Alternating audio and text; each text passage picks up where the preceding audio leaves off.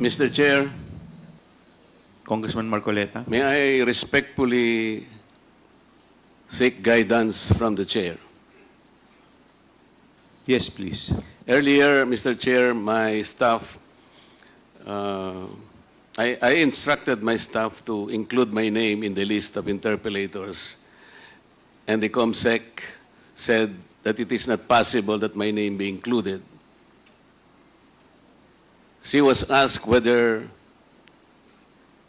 there is some basis for this in our rules. What is the basis of the COMSEC's answer, Mr. Chair? I will include you, Congressman Marcoleta. Thank you. Thank you. Thank you. Magandang umaga po sa lahat. Before we continue with our inquiry, nais ko po balikan ng kaunti ang mga pangyayari mula sa ating huling pagrinig dito noong nakaraang araw. Maalala po natin na sa ating nakaraang hearing, nagkaroon po ng resolusyon ng ating committee na patawan ng contempt si Attorney Zulaika T. Lopez, Chief of Staff of the Office of the Vice President, on the ground po that she has unduly interfered with the conduct of these proceedings. While Attorney Lopez presented herself as respectful or courteous, nakita po ng committee na ang kanyang mga sagot at mga pagkilos mula nang mag-umpisa ang inquiry na to ay evasive, uncooperative, and untruthful. Ang suma total at kabuuan ng kanyang mga acts and responses ultimately convinced the committee that Attorney Lopez was guilty of interfering in and frustrating Congress' exercise of its power of legislative inquiry. Halimbawa, isolated incident. Isolated incident lang raw ang kanyang pagtanggal kay Yusek Gloria Mercado sa DepEd. Subalit napaamin rin siya kalaunan na may mga iba pa siyang mga tinanggal na opisyal sa DepEd kahit na hindi siya opisyal nito. Paulit-ulit din pong sinasabi ni Attorney Lopez na wala siyang alam sa utilization ng confi funds ng OVP. Paulit-ulit ito na sagot, subalit may mga dokumento at ebidensya kagaya na lamang ng mga sulat sa COA at testimonya mismo ng iba pa nating resource persons na nagtuturo kay Attorney Lopez bilang involved hindi lang sa pag-request ng confidential funds kundi pati na rin sa utilization at liquidation nito. Inamin ni Attorney Lopez na sila ng kanyang assistant COS na si Limuel Ortonio ang nakalagda sa sulat ng COA patungkol sa liquidation ng confidential funds.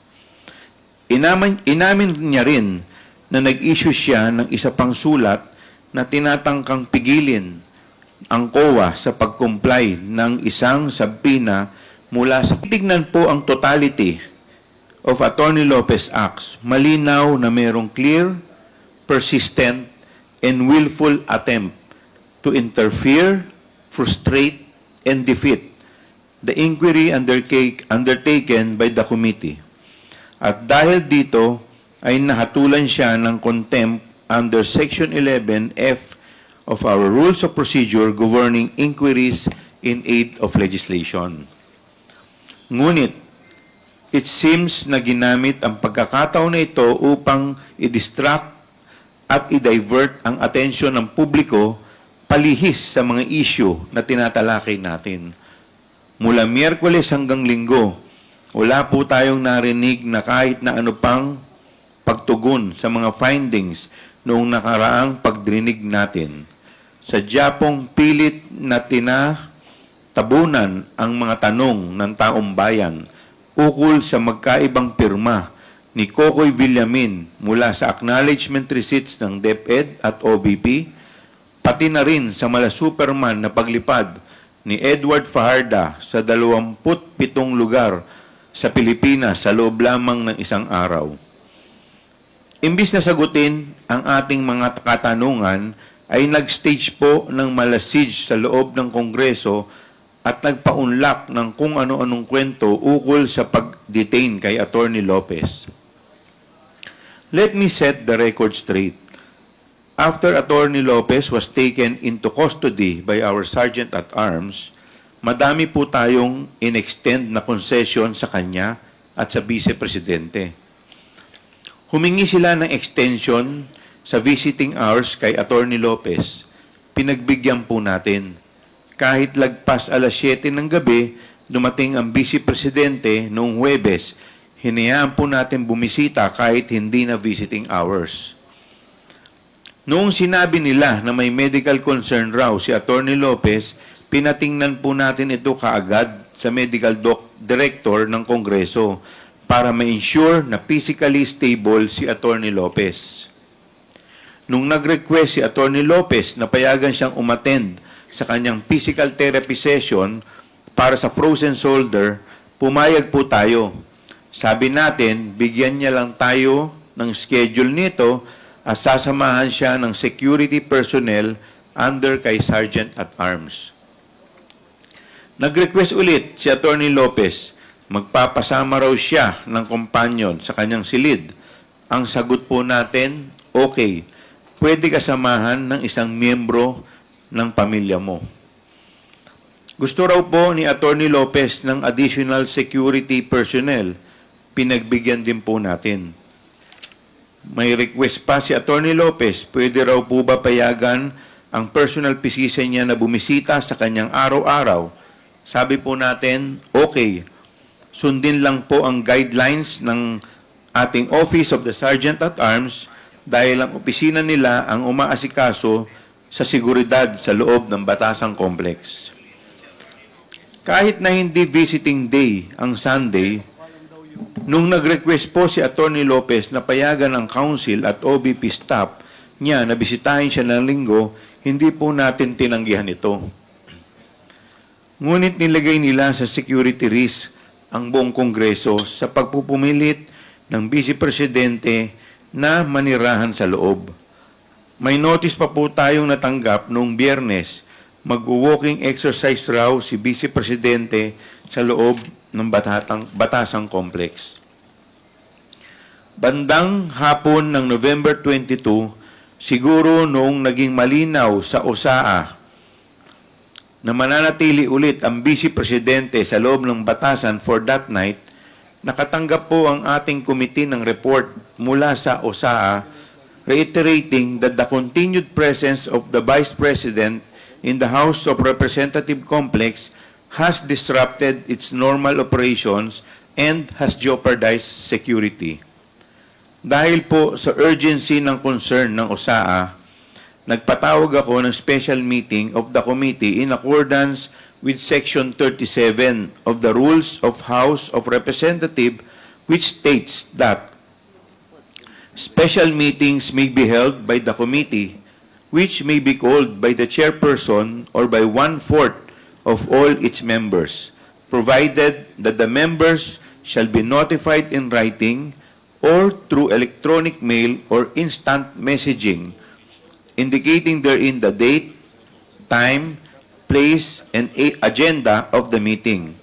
Sa special meeting na yon, this committee unanimously resolved to transfer Attorney Lopez from the House of Representatives Detention Center to the Women's Correctional Facility in Mandaluyong. Para sa hindi pamilyar sa ating rules, nakasaad po sa Section 11 na nasa discretion po ng committee kung saan i-detain ang isang tao na nahaltulan ng contempt. The rule states that upon order of the committee, a person cited in contempt shall be detained in such place as the chairperson or acting chairperson may designate.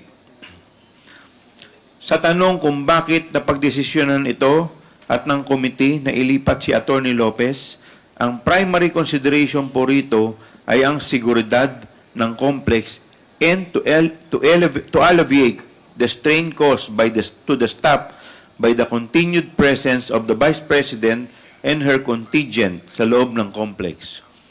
Lalong-lalo na po ang mga security personnel natin sa OSAA.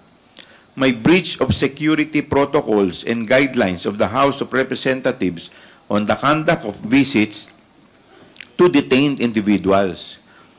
Kahit na ilang beses po tayo nanawagan sa Vice Presidente, patuloy pa rin po ang kanyang disregard and brazen non-compliance of the office orders prohibiting visitors from staying overnight in the premises of the House of Representatives. Today po sa hearing na ito, nirequest ko rin po ang Sergeant at Arms, retired PM General Taas, to be present and report on what really transpired sa transfer kay Attorney Lopez. Pero wag nating kalimutan na hanggang ngayon ay wala tayong natatanggap na malinaw na paliwanag kung bakit binudol ang mga kawani ng AFP na maglabas ng mga sertipikasyon na gagamitin pala ng DepEd sa pag-justify ng kanilang paggamit ng confidential funds, kahit na wala namang natatanggap na pera ang AFP mula sa DepEd confidential funds. At oo, isang misteryoso pa rin para sa taong bayan ang pagkatao nitong si Mary Grace Piatos. Sa bawat pagdinig po natin, patong-patong po ang mga natutuklasang kababalaghan sa nangyayari sa 612.5 million na confidential funds ng OVP at DepEd. At panawagan ko po sa taong bayan na huwag po natin hayaan na ibaon ang ating mga katanungan gamit ang mga diversionary tactics. Now we continue our legislative inquiry on the matter so we may ask the most important question. Ang pinaka-importante po sa tanong, saan po talaga napunta ang 612.5 million pesos na pera ng bayan? Maraming salamat po.